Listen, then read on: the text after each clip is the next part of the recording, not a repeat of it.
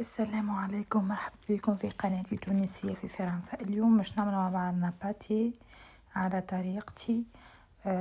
نحط شوية زبدة من الأول، نحط البصل والبافرو معاه، نخليهم يشحروا شوي، وبعد نزيد عليهم الاسكالوب ونفوح الاسكالوب متاعي.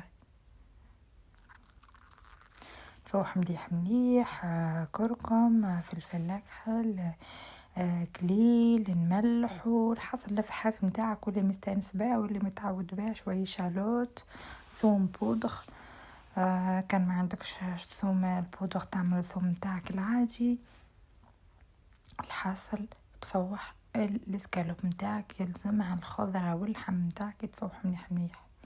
لهنا بخاسك طبقت لي الخضره متاعي، في الاخر مش نزيد شويه قرع اخضر.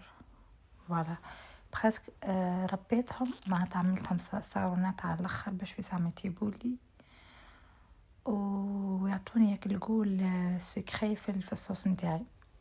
فوالا انا متاع عنا اللحم، متاع عنا الخضره، وتكون ماكلتنا معناتها صحيه شوي. هني عندي بات فويتي حليتها وبديت نحط في الفخص متاعي، نحطه بالطريقه هذه بالطول،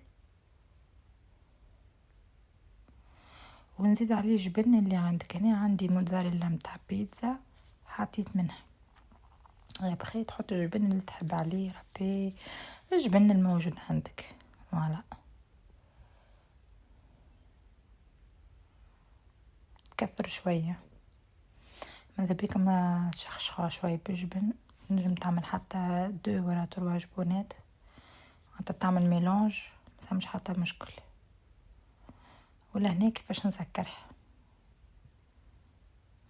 ياسر سهلة الباتي هذه، ما فيها حتى شيء. جيت تجيب بات فويتي وتعمل الفاس متاعك، تحب تعمل هريسة وطن وعظام عربي وعظام، مش لازم عظام عربي، عظام ومعدنوس تنجم زادة اللي يحب الحوايج هذه. ما خير كي تعمل سيرتو في رمضان تحاول نبعدو شوية على الهرايس وعلى حكاية معناتها ما تجيبلنا حتى منفعة من الاخر. لهنا تويتهم على الجهتين وكيفاش سكرتها، ونحاول نحلها شوي.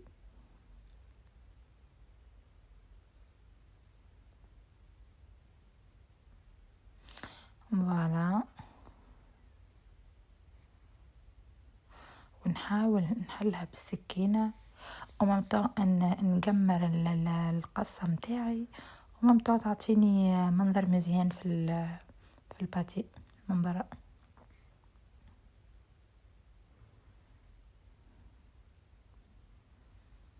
فوالا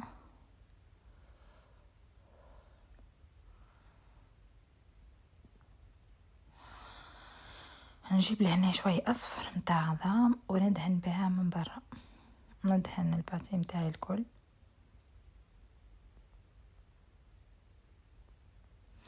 وبعد اخر حاجة الرش بالموجود عندي. كان تحب نعمل سينوج ولا تحب تعمل زراعة كتان ولا بسباس اللي هو منها تزين منها حاجة بها. ونحطها في الفور على 200 درجة ونعص عليها لنطيب ما بين 4 دراج 5 دراج. انت والفرن ندبخلك حتى 30 مينوت انت والفور متاعك. فوالا هذا ريسيت متاعي لليوم باتي، ان شاء الله جربوها وان شاء الله تعجبكم. وفي وصفة اخرى ان شاء الله باذن الله، وان شاء الله رمضانكم مبروك والسلام.